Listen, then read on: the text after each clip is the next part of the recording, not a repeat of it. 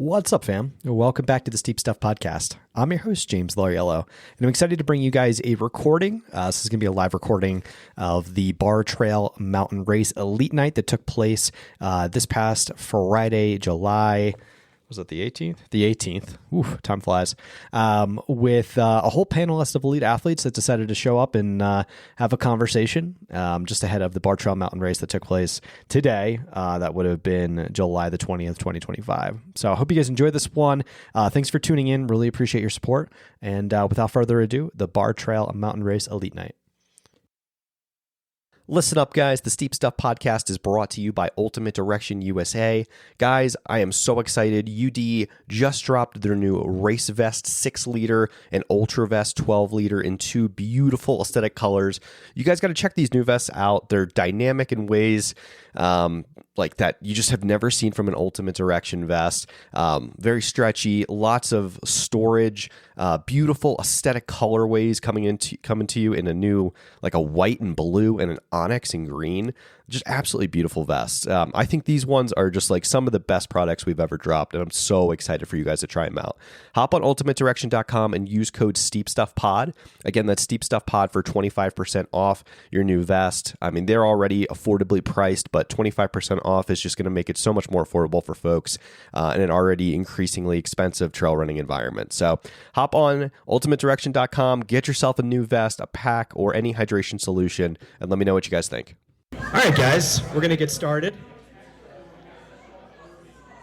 I'm going to introduce myself. I'm James Loriello, the host of the Steep Stuff Podcast. And before we get started, I'm going to introduce El Paso County Search and Rescue. I'm going to call them up to come and have a conversation with the group. All right, thank you. All right, welcome, everybody. So I am Ferg, short for Ferguson. This is JT. We're with the Paso County Search and Rescue. Last year, we basically just said Big Boulder weather and kind of, because you guys aren't here to listen to us. But last weekend, there was a death at the Hard Rock 100. So we kind of wanted to speak a little bit more to safety and give a little bit more due diligence to some of, what you guys are going to encounter on race day. So with that said, the other change is that last year JT stood up here with me and didn't speak. So this year, I'm making him talk. Got promoted. Okay, guys, I'm going to go over two things here. First is weather. I think most of you have been on the trail. You know the weather's kind of crazy up there at times, but it looks pretty good for Sunday. At the trailhead at the Cog Railway, 63 is the low. When you're finishing up, it's going to be up in the lower 80s, so be aware of that. It's going to be pretty hot. Up at Barr Camp, the high point, we're looking at 58 degrees for the low and 70 for the high. That sounds great. As you know, if you're running to proms and you have to start walking under the running, that 58 can get cold pretty quick, so just be prepared for that. Supposed to get heavy rain moving in around noon. Hopefully everyone's off the mountain by then, so that should be good. And 8 stations, there's 5 of them. Start finish, they're going to have water and tailwind. Top of the W's are only going to have water. No Name Creek, they'll have water and tailwind. Bob's Road, water and tailwind. And then Barr Camp at the turnaround, we're just going to have water up there. Any questions? So which one of those 8 stations are you only going to pass once? There you go. Very good. All right, so we're Search and Rescue. We are there for on-course safety and medical support. So just so you guys are aware, there are 20 to 30 people that are going to be on that mountain. Hopefully you don't see us and you enjoy your race and you're just like, what, there was Search and Rescue on the mountain? But, we are there. We are mobilized. We are ready for anything that you guys may encounter up there. So the one thing that I wanted to speak to in particular with us from a safety perspective is Big Boulder. So last year we had a boulder move down and really kind of impede the traffic on Barr Trail. It is going to get crowded. You're going to get delayed unless you're maybe one of these people up here and you're speedy and you get through really quick. But there's going to be a traffic jam. Please be patient. Please be in good spirits. We will get you through there as quickly and as safely as we can. So just wanted to mention that as well. And in general, just from a safety perspective, one thing that, when we're out on missions and as we get more people move to the area, it just strikes me that it's incredible how many ultra runners are just kind of out there doing their thing, but they just have a handheld and they're wearing a singlet and shorts and they really don't have much else with them. So again, when you're moving and you're generating body heat, everything is good, but you sprain an ankle, something goes wrong, all of a sudden it becomes a really bad day, and then myself and JT and the rest of the team have to come get you. So a couple things I just wanted to remind you guys of. And the first thing, it's super easy. Just tell someone where you're going and when you're going to be back. And that in and of itself will save you from what otherwise is something that they may make a movie out of 10 years from now. Phone, just make sure you charge up your phone before you go out, so that if something does happen, you can call for help. Hydration and nutrition. I do not come from the ultra or the trail running world. I am more of a track and road guy. So, when I asked JT, what, you're going out for a 20-mile run, what do you take with you? He's like, I don't know. I just grab some gummy worms and I jam a ho-ho in my shorts and I got a handle and I'm good to go. That's just not my world. So just, take into consideration that you're going to be out there for a while. Take the water, take the calories and the nutrition that you need. And the other thing that's super easy and doesn't cost you anything is just take a trash bag, a jacket, something that you can just stuff in case the weather turns, which for those of you that aren't local, hands up, how many are not from Colorado? How many of you are not local? Okay, just one. Okay, so the rest of you, I'm kind of preaching to the choir, and you guys already know this. The local saying, wait 15 minutes if you don't like the weather and it's going to change. So that's definitely a real thing. So those are basically all the things that we wanted to cover from a safety perspective. You guys have a great day out there on Sunday. Enjoy the race, and sorry we were so long-winded, but wanted to make sure we spoke to safety and gave it its due. So with that, we'll hand it over to the people that you came here to listen to.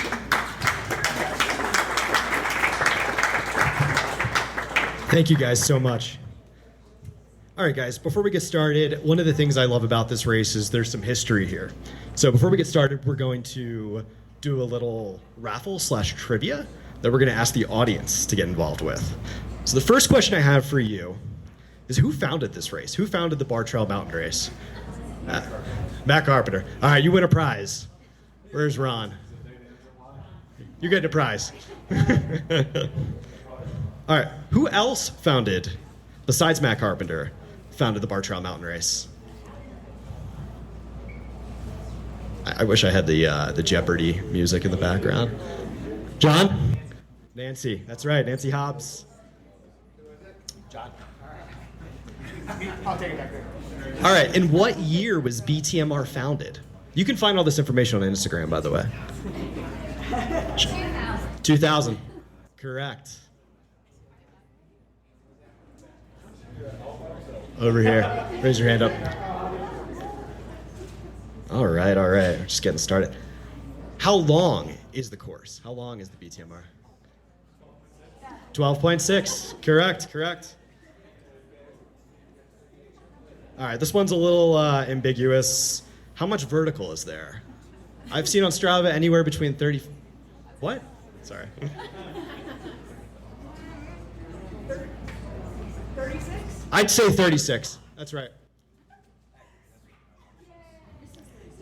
All right, now we're going to get into the harder ones. This one's a little easy. Who holds the men's course record? I don't want to hear it from any of you. Joe Gray. And we're done with prizes. We're done with prizes? All right, there's an IOU. And the last one will be an IOU who holds the women's course record. It's not Tina. Nope. Oh, I'm sorry. Who holds the women's course record? Nope. It's Brandy Erholtz. Yeah, so there you go. All right, let's get us started. Let's introduce our panelists here. I guess we could start here with Melissa. How's it going, Melissa? Good. All right, so I'm going to go in names here. We'll start with Melissa Rogers, Wendy Roberts, Amanda Kozlowski, Benjamin Townsend. John, I always butcher your last name. It's Aziz? I had you on my podcast and I got it wrong. I'm so sorry. And Dean Abel? I got it. Woo! All right. Well, guys, let's give a big round of applause for these athletes that are going to be competing on Sunday.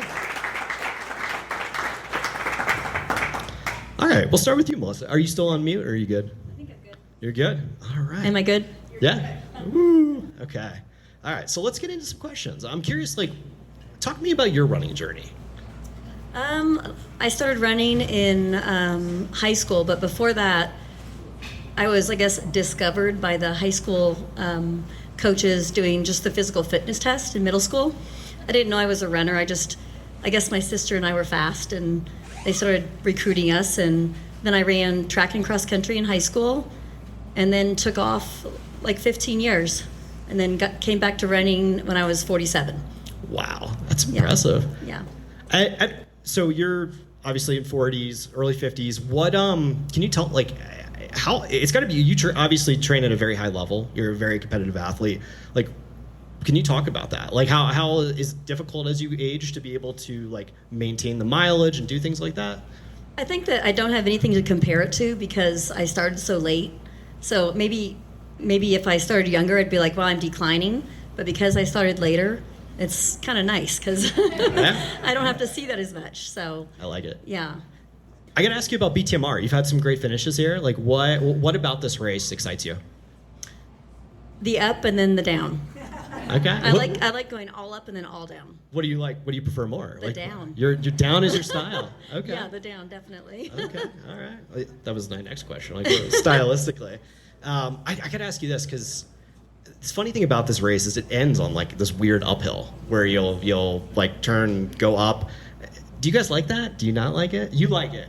Wendy likes it. All right. Yeah, I think I like it too. You like it too? I mean, it's not that far to run up, and there's all the hype around there, so okay, it's a good place to push. Okay, very cool. Yeah. Now you've got a longer race. I saw on your ultra sign up you're training for, getting ready for. Is this a tune-up for that as you start to go into some later, longer mileage? I know you've raced some ultras before, but how does that rank as far as are you kind of getting ready for that or? I'm definitely focused on that, a Telluride mountain run, Yeah. 40 mile or so. We'll talk about the 13 mile. Don't worry. I'm going to get. Are you doing it too? Yeah. Oh, awesome.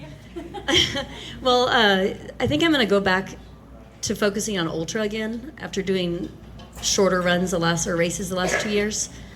There's just something about ultra that it pushes you in a different way, and the suffering's different. Okay. Actually, maybe we can get into this a little bit because we've got time. I know you and Dean have had crazy good finishes at Black Canyon 100K in years past and stuff like that. Is that a race that intrigues you to go back to, or kind of what distance ultra are we talking here? I think so. I'm not very good at really steep ups, and so because of that, that's what I want to do. I want to see if I can really master the uphill and get stronger at it. And I like the idea of building good, strong legs too. Okay. It's just more exciting. Black Canyon was fun. It was very hard on the body because you don't walk at all, and I don't really like to walk anyways, but that's something I need to work on because you're not going to be running Telluride mountain run the whole thing. But anyway, Black Canyon is a fast downhill race, so you can't walk for a week and a half afterwards. Yeah. Brutal. Yeah. Back to BTMR. Last year you had a 6th place finish. This year, what is your expectation for race day? Hopefully better than last year. Okay. I'm going to focus on myself and beating myself. I love that. Yeah. Well, give it up for Melissa, everybody. Thank you so much. Thank you. Best of luck on race day. Wendy, how's it going? Good. Yeah. Well, if you wouldn't mind, introduce yourself. Well, we already introduced you, but tell the audience maybe your running journey. Okay. I'm Wendy Roberts, and I have lived here since I was 6 months old, so local mostly. I got into running because of my mom. She was one of the original ultra women back in the. She ran Leadville twice in 1989 and 1990. So I was only a little kid at the time, and I didn't really appreciate it at the time. But looking back, it's amazing. And she kind of pushed us. I was not discovered in high school. My mom definitely pushed all of us kids into running. We did high school cross country. We did track. She coached us at some point. I did a little bit in college and burned out, and then just decided I was going to run. I've always ran since then, but it's just been more kind of at my own pace. So yeah, my mom, she passed away about 21 years ago of cancer, but that is definitely the thing behind my running journey, is always kind of thinking of her. Now, on the topic of BTMR, you raced this race back in 2000, if I remember correctly. I did. Okay. Wow. Very first time. I was 17. I was going into my senior year of high school. I went to St. Mary's High School, and they were up on the road. I remember they were at Bob's Road at the doing the aid station thing, as they still do. And so I hadn't run it for a long time. I came back 3 years ago in 2022 and did it, and it was amazing. St. Mary's was there at Bob's Road. I was 40 years old, and I just ran through. I was like, oh my God, you guys. I was like, St. Mary's cross country. Woohoo. That was super cool. They were probably like, who's that crazy old lady? But yeah, that was just amazing. So I hadn't run. That was my first time running since I had running trail stuff again since I had my son. And that the bug really, I didn't do that great that year. I hadn't really trained much for that kind of distance and intensity. And then every year I've been coming back. I just love it. So it's a special race for you then? It's a special race. Yeah. Maybe you kind of got into it, but like, how has it changed since like 2000? Like, it was just a small, I mean, not that it's a grassrootsy vibe. The t-shirts are way better now. I don't know if anyone remembers the very first t-shirt they had. It was this white cotton t-shirt, really baggy one that like fits one size fits all, and it had a picture of Hole in the Rock, like a photo, like right there, and you couldn't really tell what it was because it's just a picture of the Hole in the Rock. So people would be like, what the heck is that on your shirt? It was like the most hideous shirt ever, but I went back. I couldn't find it. I must have donated it, but I really regret donating that shirt though, because I would totally wear it again. Oh, I love it. I love it. What are you more excited for? Are you more of a climber or more of a descender? I'm definitely more of a climber. I think when I was 17, I think I was definitely more of a descender. I could really kill it on the downhills. I remember doing kind of like parkour on the the switchbacks back in the day, like bouncing off the little rocks that are like sideways. But I cannot do it anymore. So now I'm like, I try and I'll be my best placement will be at the top at Barr camp, and then I turn around and I'm just gonna get passed by all the young ladies. So they're just crazy fast. And I fell 2 years ago as well, so now I'm just even more, just like, I'd rather get down and survive than have an amazing, time, but also wreck my knees and everything. A lot of folks tap the knees. Lots of blood and gore out there. I'm probably gonna wear my biking gloves for this. Okay, that's an Ally Mac mine, thing. Yeah.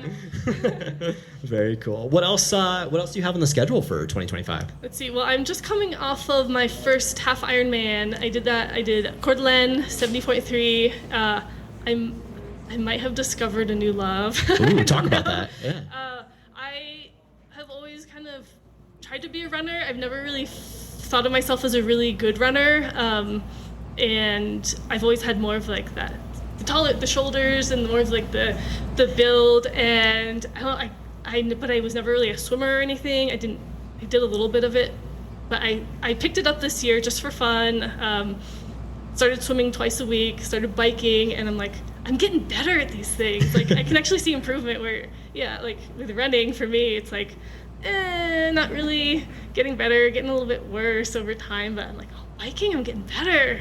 Swimming, I'm getting better. This is fun. And also, like, it doesn't wreck me. Like, I feel like when I start putting on mileage, it's tougher on the body.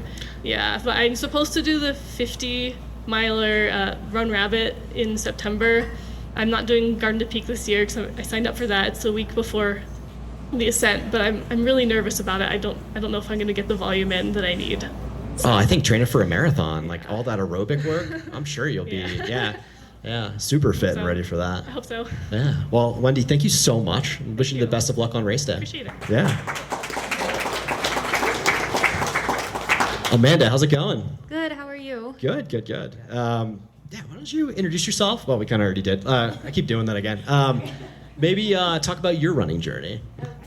So I'm Amanda Kozlowski. I, kind of like you, have been here since I was 5, so pretty much a native, but really don't have much running background until maybe my beginning 30s to mid-30s. Dad was a runner growing up, and he tried to get us out there, but we didn't go. We more liked the soccer and things like that. I did run cross country for the fun of it and to get a little bit in better shape for soccer, my junior and senior year of high school, but that was pretty much it. Everything else was anti-running. Then COVID, well, I think I kind of started doing a little bit before COVID, but when COVID hit and things started shutting down and I didn't have any other options, I started picking up running a little bit more, and noticed kind of getting a little stronger, a little better, just doing things on my own, and had a pretty good finish on the Ascent a couple years ago, and so kind of thought, might as well hire a coach and see if they can help me out to get a little bit faster. And so I did, and have been working with him for about a year and a half now, and have just been seeing a lot of improvements. It's amazing when you have someone telling you what to do, how much you can do that you didn't realize that you were capable of. So it's been hard, but it's been a lot of fun. So I love it. The coaching definitely, it Yeah. changes things. It works a lot for some people, for sure. Yeah. So obviously you said BTMR, like you've had a lot of history at this race. Like actually last year was my first year. Just last year. I'm sorry. Yeah. What why this race then? Like why come back? It was a blast last year. It was rainy. I think you guys probably remember that. It was so much fun. I think that we got like some of the best pictures out of that day. I told someone the other day, I was like, man, I really hope that it rains this year, because it was just nice and cool, and we all just came down looking like wet rats, but it was so fun. And just, I really, like Melissa said, I really love all the up and then all the down, and have been doing the Ascent since 2019-ish, and so finally had the opportunity last year to do the Triple Crown and just fell in love with the BTMR. So I love it. Are you a better ascender or descender? Probably Ascender, I would say, for similar reasons, just kind of that nervousness of falling. I fall all the time, so it's fine. I fall in the Boston Marathon, so I'll probably fall on Sunday. It's just what happens. But I would definitely say Ascender. They've done some really great work on that trail, though, so I think it'll help coming down. But yeah, definitely Ascender. Very cool. Now, one of the cool things about you is you've had some like crazy finishes. Like last year, 12th place at Cirque Series Snowbird, which was the U.S. Mountain Running Championship.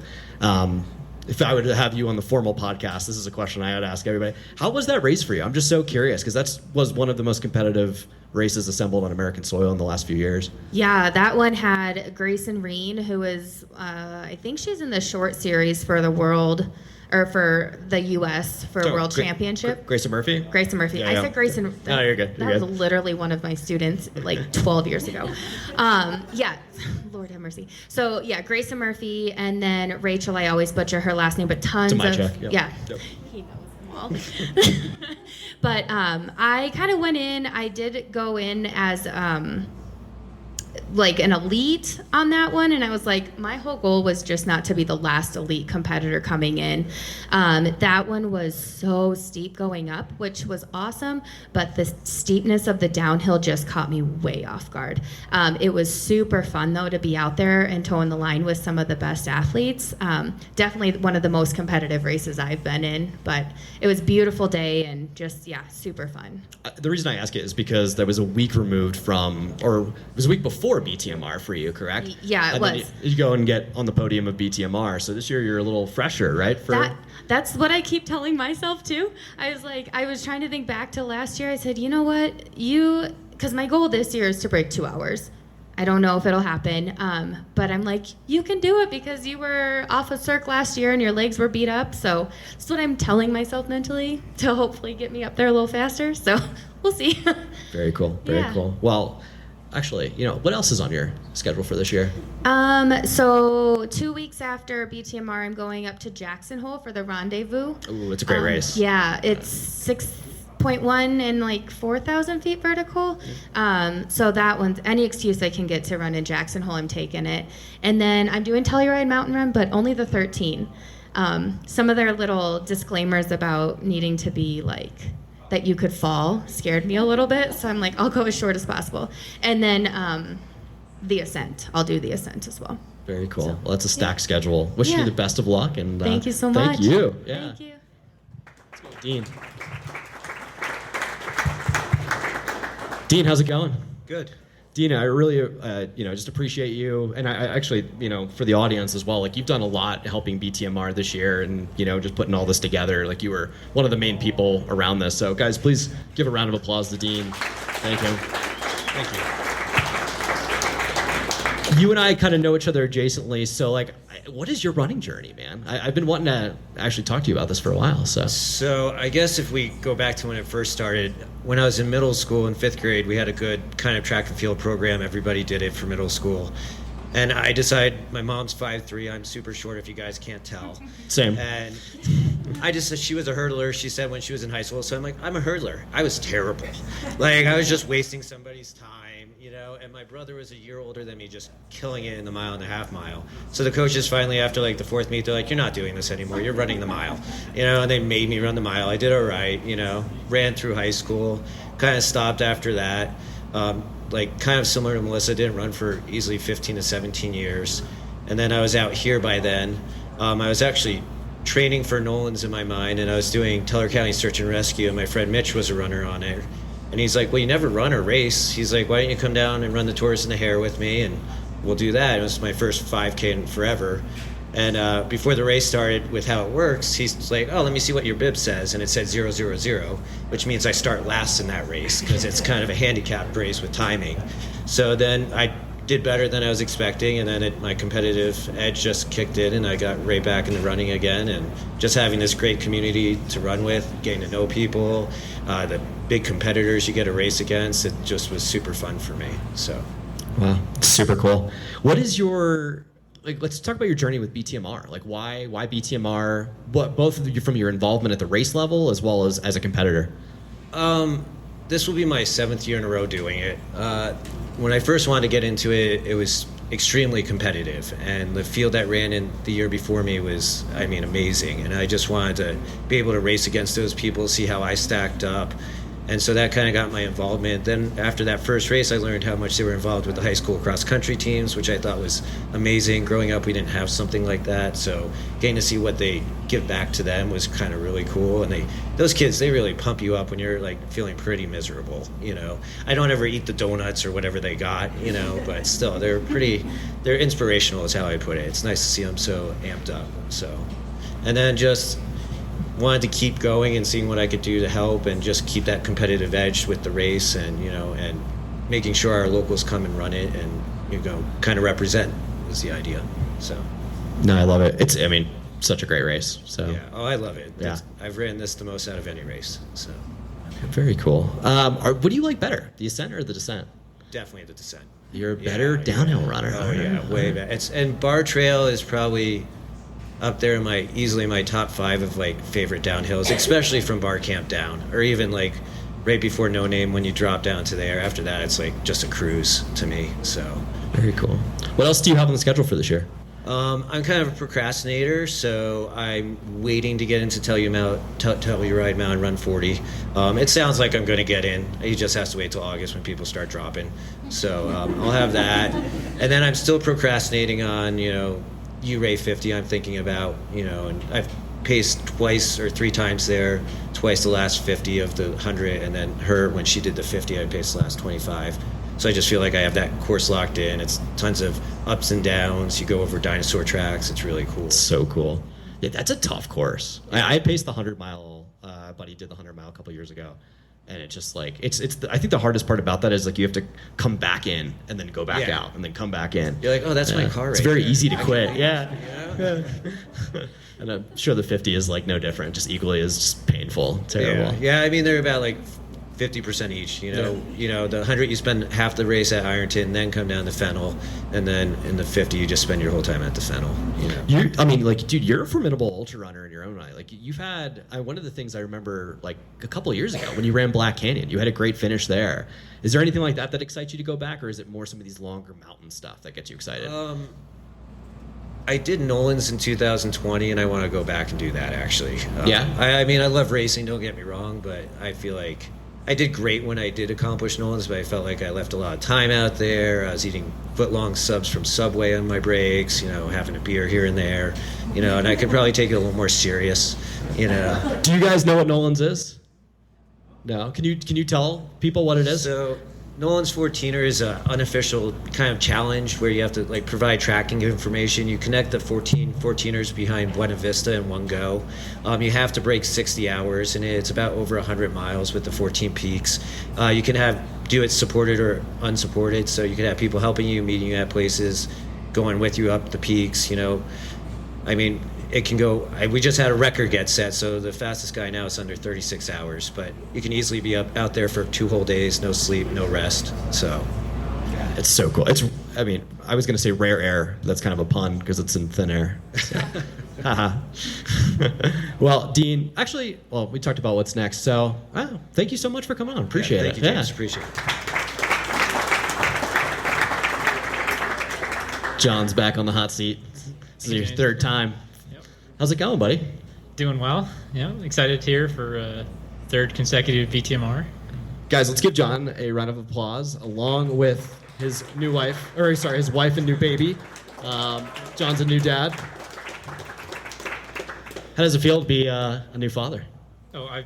My cookie cutter answer is just our hearts are so full right now. We've wanted this for a while, and it's immediately life changing. That's what everyone says, but it's like so cute. Can just stare at her all day, and we're taking it on, learning a lot, and it's already super rewarding. Oh, I'm sure. Congratulations. Thanks. BTMR, you're coming back this year. I would imagine kind of unfinished business for you. Last year you were so close to winning. Joe was right there. What do you think? Are we on a course record watch for this year for you, or what are we thinking? No to course record watch. Okay. I think last year's time is still a few minutes off, and we just talked about the new variable. We're learning how to live on fragmented sleep. Yeah. So this is very much a test to how running goes in our this next season of life. Still gonna. Everything. I'm so grateful things have gone so smoothly. Took some time off for first week, get it through delivery, and we're only 3 weeks in now, so haven't really figured everything out. It's like expect some really challenging nights and days, but gonna just see how we can do with the new balance of priorities. And I've been getting out running and doing workouts. So I think the biggest challenge is can I wake myself up to run hard. I've always been running super early, but now time doesn't mean anything at the moment. So that day we'll just see how it goes at race time. It's that dad strength, dad energy. Yep, You get like a new variable activated. there for yourself. Yeah. You're not too far along, removed from Broken Arrow. That was the most competitive 50K race probably ever assembled on American soil. Maybe can you paint a picture for the audience, not just about your race, but just the altitude, everything. How was that race for you? Sure. How did you enjoy it? Sure. So Broken Arrow 46K was 4 weeks ago now.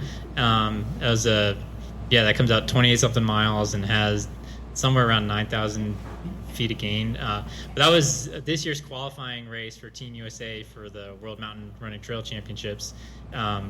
So that had been on my it had been a goal since the Worlds were announced 2 years ago. We had 2024 off, and since the last World in 23. So knowing that Worlds in Spain in 25 is on the calendar, I'm going to get myself in the qualifying race.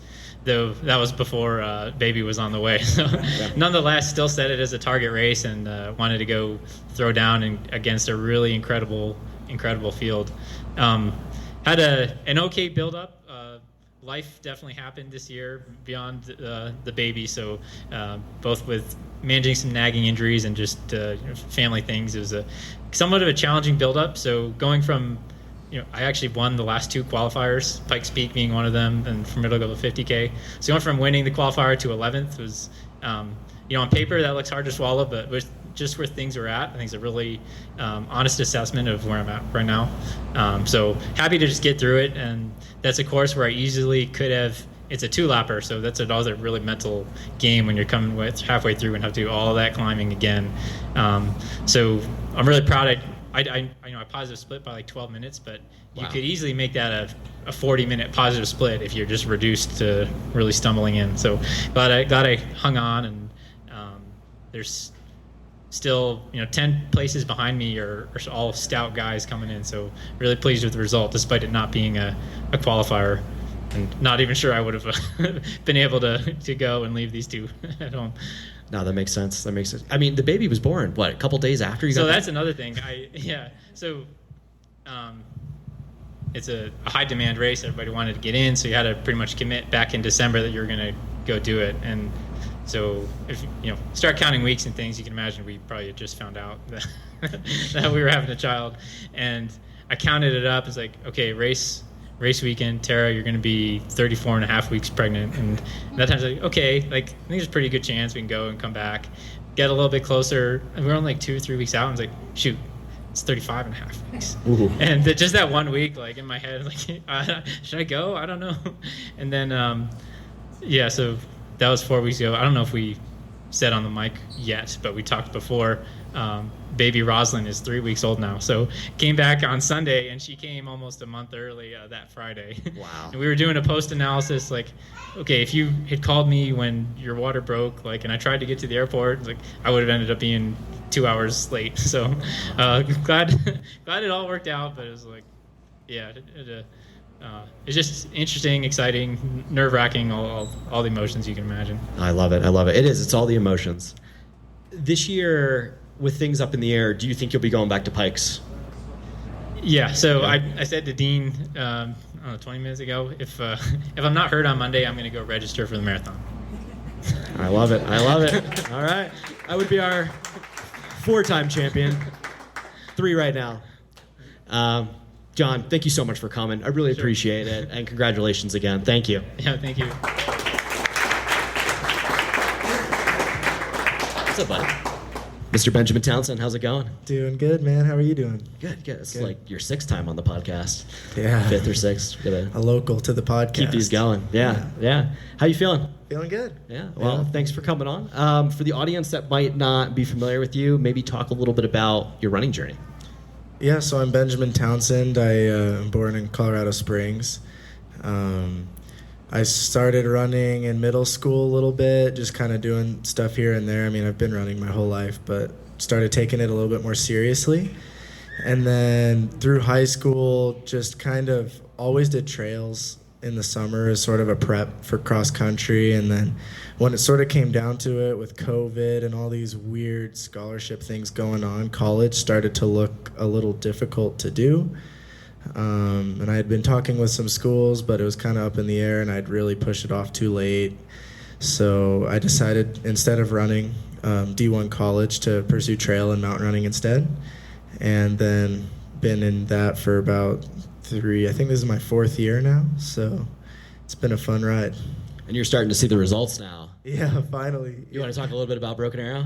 Yeah, so Broken Arrow Sky Race, the one he was just talking about, I did the 23K, which is just one loop around. It's good enough for me. I had a 20-minute or 17-minute improvement on my time from the year before, from 2:17 to 2 hours, and so I felt really happy with that. I took 18th or 19th overall in a Golden Trail World Series race, a World Mountain Running Champ or Trail Association race, all these things. So it was really a good breakthrough day for me, and I really felt like I finally sort of did what I knew I always could, if that makes sense. Yeah. No, definitely on a good trajectory, man. So congratulations. Yeah, thank you so much. Let's talk BTMR. Last year you raced this. You got a 5th place finish. How are you looking to improve going into this one? Honestly, that was a little bit of a rough day for me. So I think if I can just finish feeling good with myself, it'll be a good day. I'd like to be able to hang with this guy for a little while, so we'll see about that. But honestly, as long as I run significantly faster than last year, I'll be good. Why BTMR? I love the local Colorado Springs races. I feel like they have so much history and so much local retention. And I've been racing, so I raced Broken Arrow 4 weeks ago, and then 2 weeks later raced in Peru, and then raced again last week. So I've raced almost every week, and I was kind of unsure about racing or not this weekend. And then I work here in the shop in Colorado Running Company, and the other day everyone was coming in to buy stuff for the race, and all my coworkers like, hey, we're doing the race, are you doing it? And it got me all stoked up. So that's why BTMR. No, I love it. So you have a really cool story. Like, you're racing right now on same with Rio. Shout out to Rio on the U23 Skyrunner World Series. Can you talk about that a little bit, and like what that's done for your career and kind of the progression? Yeah.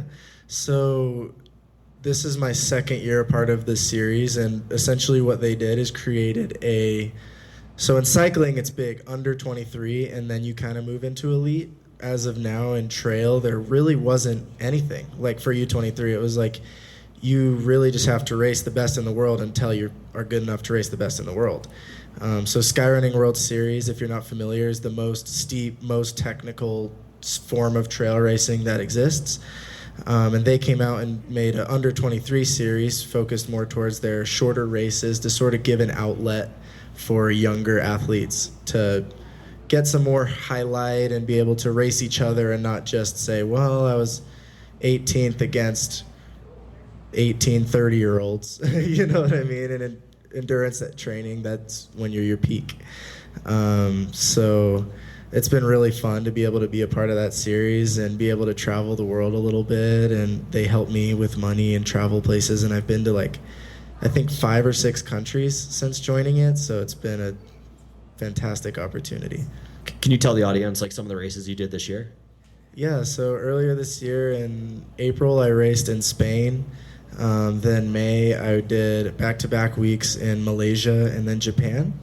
And then I just got back from Peru last Monday. So it's been fun all over the world. Is Peru the Cordillera Blanca one? Yeah. That's like super high altitude? Yeah, so we started at 11,000 feet and topped out just about 15,000. So my altitude is quite all right for this race, so I'm feeling good. That's awesome. What do you prefer more? Are you more of a descender or a climber? You know, it really depends on the day. Sometimes I feel like I'm a really good climber, and then other days I feel like I'm a really good descender. I run with this guy Ace quite a bit, and pretty good descender. He'll really show you how you're not very good at descending. When I'm not running with him, I usually feel like I'm pretty good, so we'll see. Very cool. What else is, I know we talked a little bit about this before, but what else is like left on your calendar for this year? So after this race, thankfully I'll have a little bit of a break, which will be nice, and then I'll go into a couple Cirque Series races. I'll be doing the Pikes Peak Ascent again, and then the U23 Skyrunner World Series final in Spain in October. So. Ooh, Spain in October. Yeah, that should be nice. What part of Spain is it like? In the Basque. Oh. So north, west, if you're not familiar, but yeah, it'll be really fun. They have like their own dialect. It's pretty cool. Oh yeah, it's like if you say, are you Spanish? They'd say, no, I'm Basque. Like it's almost kind of maybe Hawaii to us, if that makes sense. They don't really identify as Spaniards. They're Basque people, so. Very cool. Very cool. Well, Benjamin, wishing you the best of luck on your race. Thank you so much for coming on. Thank you so much, sir. All right, guys, we're going to go to audience questions now. Who's got the first one? I'll break the ice. All right. Nobody wants to go. First of all, thank you all for taking this time. It's amazing, and for as a coach of U23 athletes, I appreciate some of your perspective in terms of your growth in the sport. My first question, I guess, would be to John, if it's okay. So you have a new daughter. Due respect to everybody up there, you got to be the one to beat, right? I mean, it's on Sunday. You got to be the one to beat. So, if I were the dad of somebody racing you on Sunday, how would I coach him? How would I coach him to beat you on Sunday?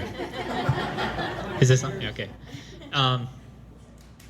I think it's very important on these challenging climbs, technical trails, to focus on running your own race and being very tuned in to what your body is telling you. I've done 5 races on Barr Trail now. I mean, I've run it hundreds of times, but in those 2 2.5 marathons, 2 bar trails. Like every time I'm at the top of the W's, there's just demons in my head. Like, oh, I'm already dead. Like this is over, and takes time to chill. So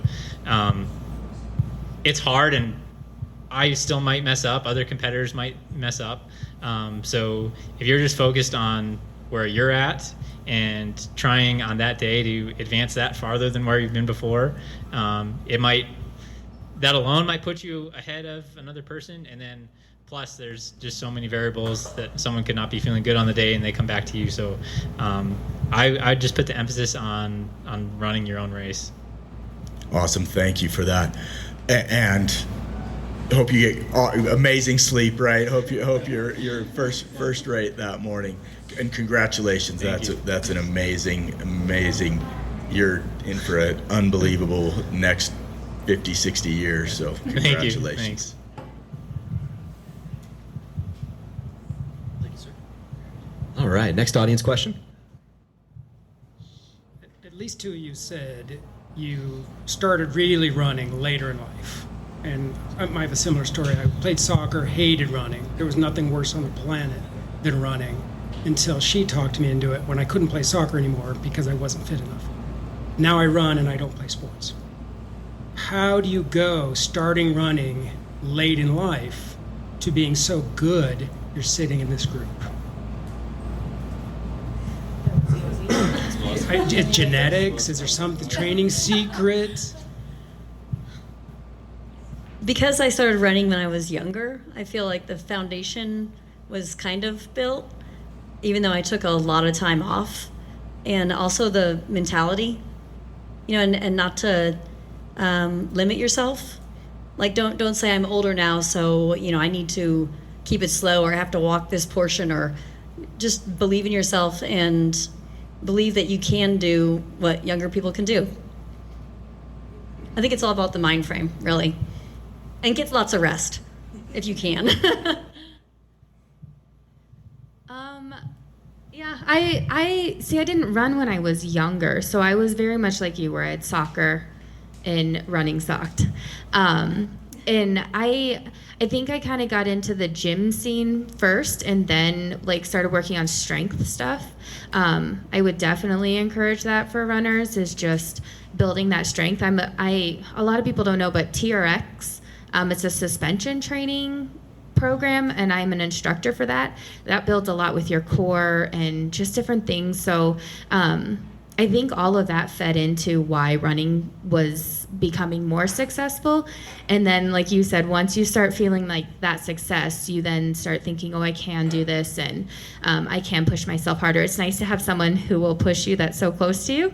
I needed to find that coach. That was my motivation, but I think just finding whatever motivates you to do it. And I mean, you're already there. You already have that motivation and that bug in you, so you just keep pushing yourself to get better. And I think it's all relative. Like for me, doing better tomorrow or on Sunday will be running 2 hours versus some of us others, it's going to be finishing without falling. So it just depends on what your goal is, right? Yeah. So. Dean, you want to do it as well? Because I know you were a miler, and then you took 15 years off, right? And then... Yeah, I mean, I think just not, like Melissa said, I think earlier, was not having all those miles on your legs for so long. Just some of the friends I've made through running, they've been running straight since college, and I can't even imagine what that feels like. I mean, I'm still kind of young. I'm 43, and I'm already noticing the difference in my knees, just from the few years I've been running. I was never this successful when I was young. Like I was always second to my brother, and was always second everywhere, actually. And so when I started doing it, just was the motivation. Like once I surprised myself, it was the drive, the competition, and just really wanting to focus on that and taking it more seriously. When I was a kid, I never took it seriously. It was more of just fun and hanging out, so.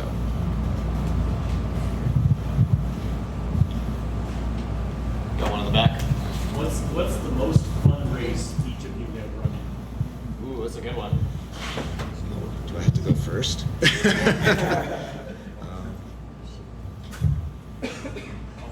Yeah, you start. Yeah. I don't have a particular one race, but college cross-country races, high school cross-country races, that team element, and still I mean, a lot of those tend to turn toward like golf course type venues, but it gives you that kind of trail running aspect to some degree. So those are for sure for me some of the most fun races I've had.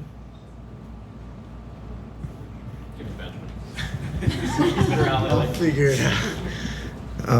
Funnest race, if I could do two. Broken Arrows, honestly, a blast. Just the whole ambiance of the entire weekend is just magic. It's that true, like what you hear about in Europe, you know, where you get just this magical feel around where everybody is just in love with the sport. And then secondly, the race I did in Japan earlier this year was just perfect. I loved it. It was super fun. It was 16 miles with a little over 10,000 feet of vertical gain. So that's the kind of stuff I like, and it felt really good. So. What about Sky Race de Matson? Oh yeah, that one actually. So Sky Race de Matson, or however you say it, in France, they're switchbacks, but you don't have to take them. So you go straight up and figure out your way straight down, and that was a lot of fun, being able to just no rules, just go as fast as you can in the best looking way possible, which you fall a lot. Thankfully there it's a lot more grassy and not quite as brutal as here, but that race was a ton of fun as well. Yeah. Anybody else got to say BTMR? That one's fun. That one's fun, but we've already talked about BTMR. I think my favorite race that I've ever done, the most fun, and it didn't start out that way, was the Mount Lemmon half marathon in Tucson. I don't think they do it anymore, but they would bus you halfway up the Mount Lemmon highway, and it's a famous like biking hill and a pretty famous area down there. We go all the way to the top of this mountain. You just run up the road. And it's all kinds of crazy switchbacks, and you start where there's like cacti, and by the time you get to the top, it feels like you're in Colorado. There's aspens, and it's a lot cooler. It could be 114 down in the valley, and it's 74 up there. I think I was a little outclassed by the folks up here, but that was the one race I ever won, and it's only uphill, so that one was really fun. I wish I still had it.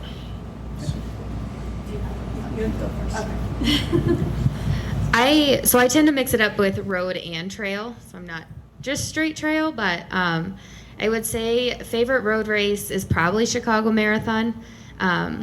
It's just, that's home, and so it's always just fun to race through the streets of Chicago. It hurts. The marathon hurts afterwards, but and then trail run, I was gonna say the Ascent, which is like one of my favorite weekends because, or days. My mom runs it as well, and then my dad volunteers at the top. So it's just super fun to get up there and wait for mom to get up at the top and hang out with dad while he's volunteering. But then I also ran one in the Cirque Series in Jackson Hole. It was a 30K, and oh my gosh, it was just, there were wildflowers everywhere, and it was just such a beautiful race. Hence why I'm excited to go back in August. So. I love BTMR. That's probably definitely up there. But when I first got back into running, I did the fall series. I think it was 2017. And the race at Monument Valley Park, they actually make you run up the creek for, I don't know, Mike, is it a half mile? I don't know how long it is. About 3/4 of a mile. Yeah, and I just think that was awesome. I mean, it's really dirty to run up that creek, I think, and luckily nobody stepped on needles or anything, but it was super fun. Everybody was struggling in the water. It was super neat to see it. It definitely brought a whole different aspect to racing, Very short race, but still super cool. They don't let us do it anymore, unfortunately, but... All right, Melissa. All right.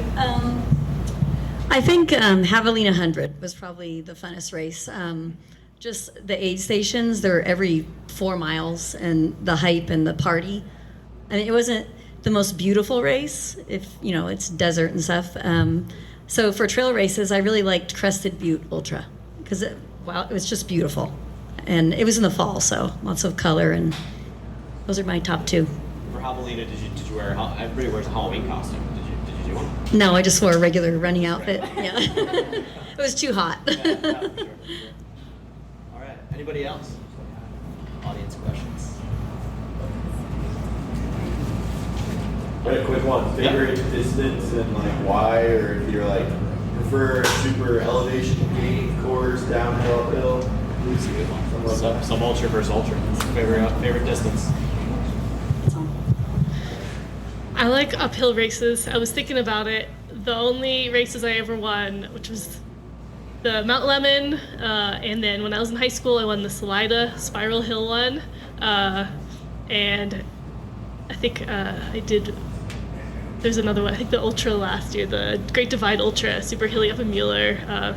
So I'd say the uphills, anything that's not too technical for me, and I think I prefer distances that are like half marathon to about maybe the 50K in that range. Anything more than that and I start getting injured.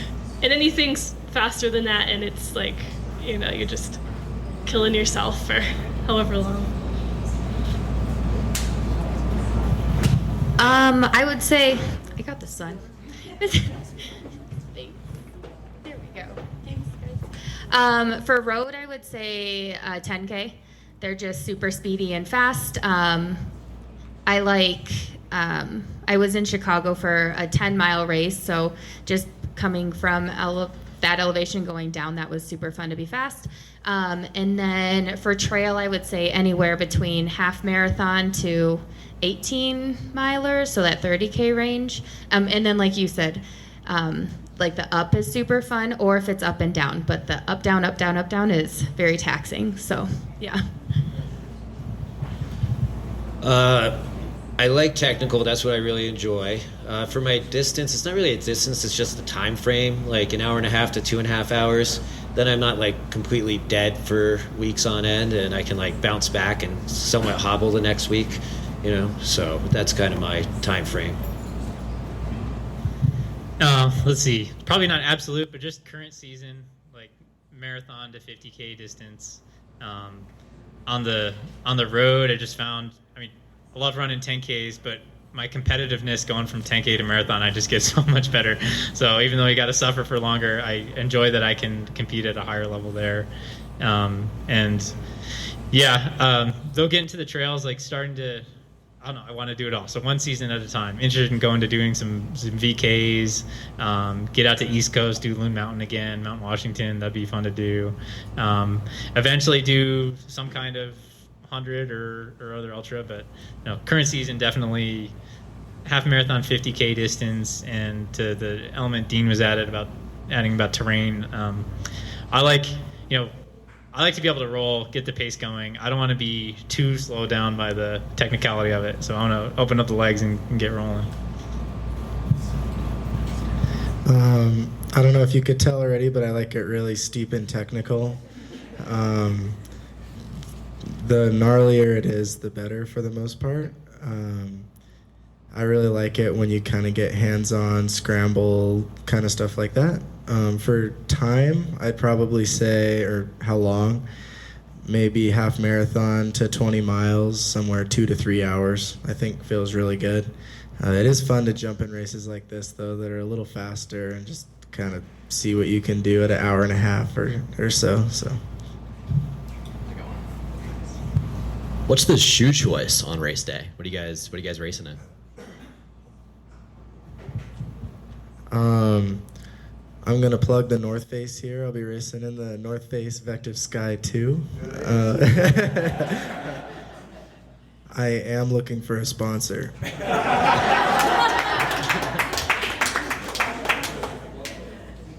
I got an Asics shoe I've been liking.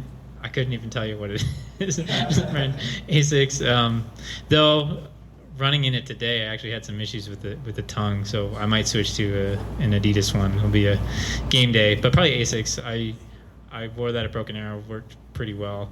Not super lightweight, medium weight. It's a little feels more rugged and protective on my feet when I really want to hammer the downhills and feel comfortable hitting rocks hard with my foot. And, so I think that one will play well. My shoe is discontinued. It's the La Sportiva Captivas. I found a brand new pair on Amazon. They're probably the last one in the country. So just breaking them in now.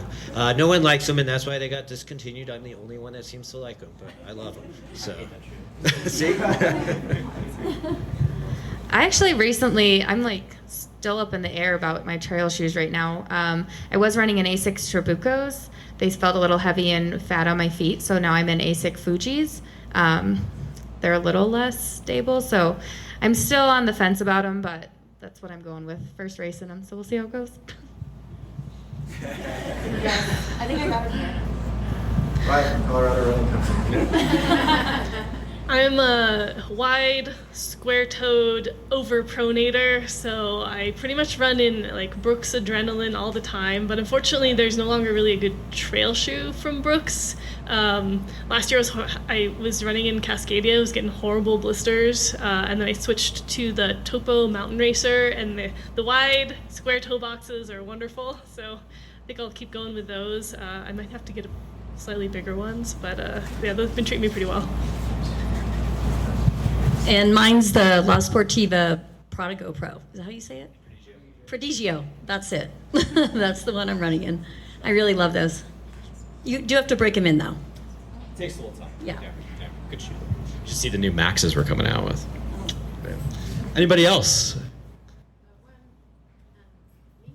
Actually, there's another one floating around. There it is. Yep. Any hobbies outside of running or training? For any of you, I would like to know. I'm an aspiring professional hacky sacker.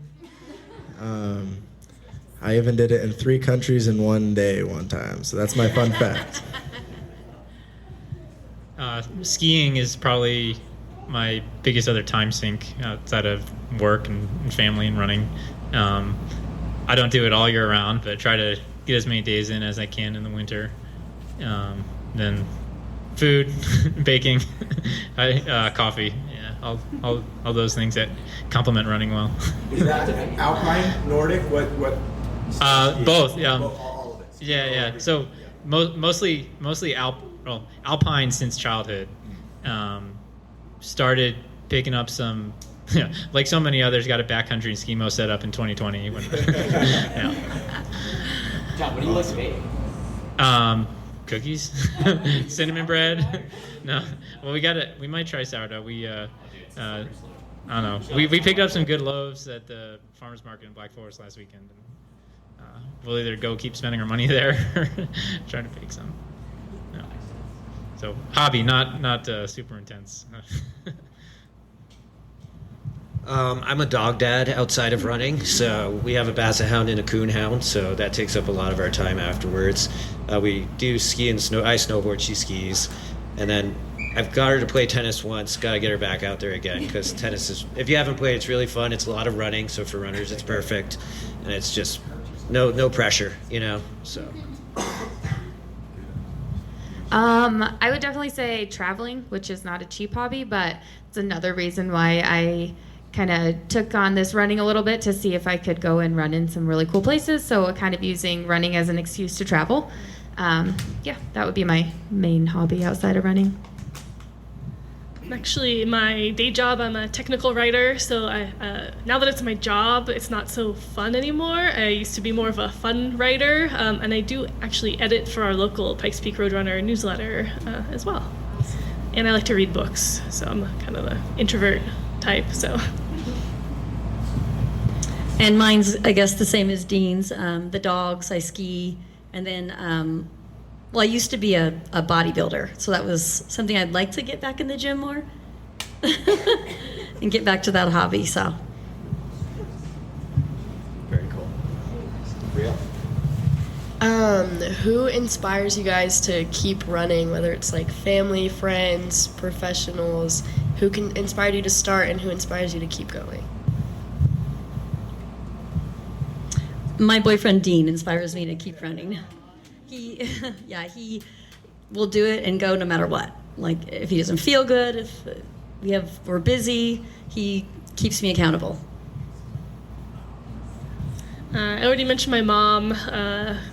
crazy awesome runner. She's way better than I'll ever be. Definitely inspired me to start running and forced me to run some of the times, like, Wendy, like, go do your afternoon run. You haven't run yet. But somehow I'm still running. I still want to run. And then I also have to thank my boyfriend, Tyler. He's not here. He's watching my son.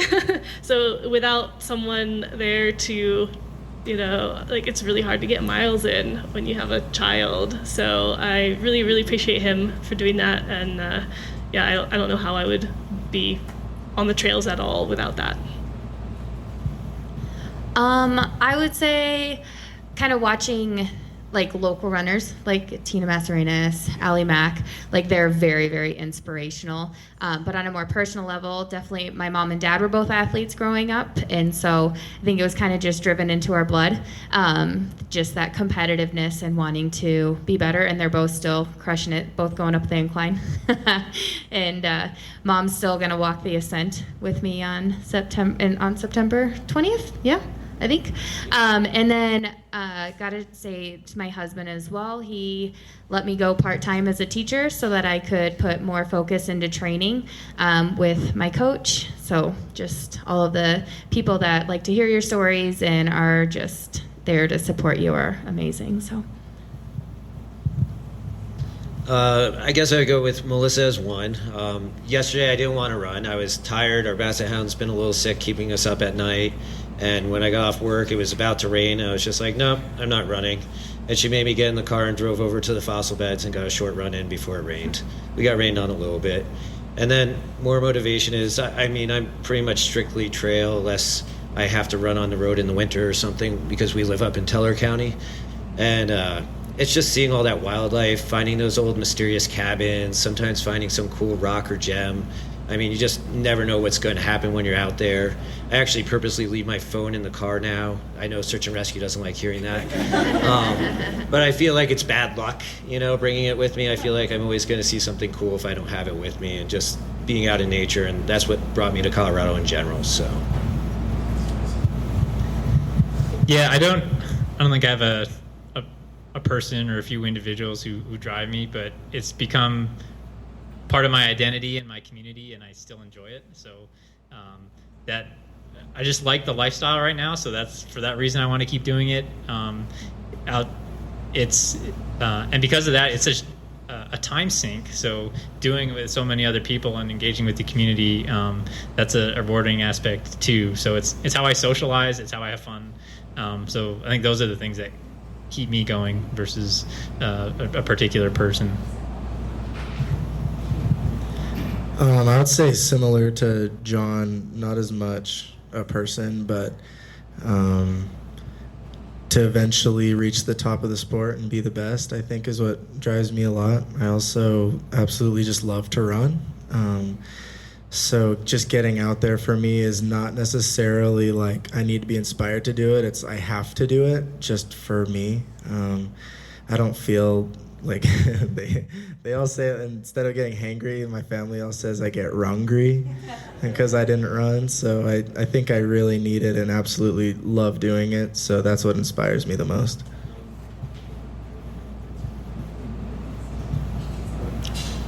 Any other questions?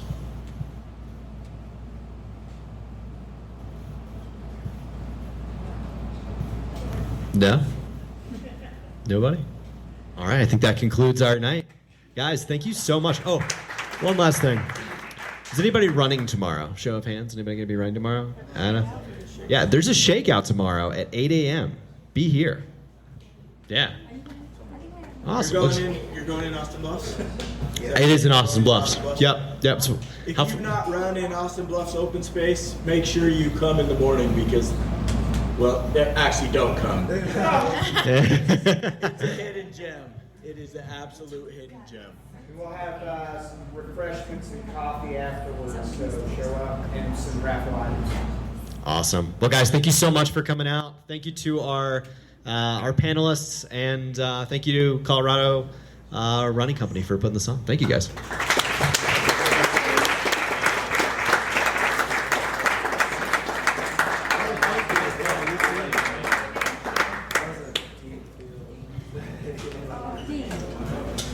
Thanks, Matt.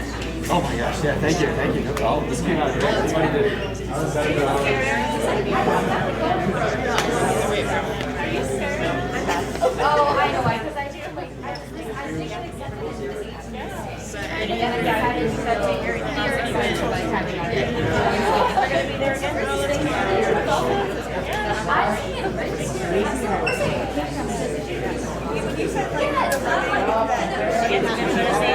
No.